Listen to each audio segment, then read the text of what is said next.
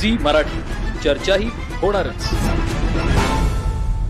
इचलकरंजी महानगरपालिका निवडणूक 2026 अंतर्गत प्रभाग क्रमांक 10 मधील महायुतीचे अधिकृत उमेदवार रविसाहेब राजपुते, विद्या मनोज साळुंखे, नूतन दिलीप मुथा, तानाजी बाळू पवार यांच्या प्रचारार्थ इचलकरंजी इथं बैठक संपन्न झाली. या बैठकीत महायुतीच्या सर्व उमेदवारांना बहुमतानं विजयी करण्याचा संकल्प यावेळी करण्यात आला.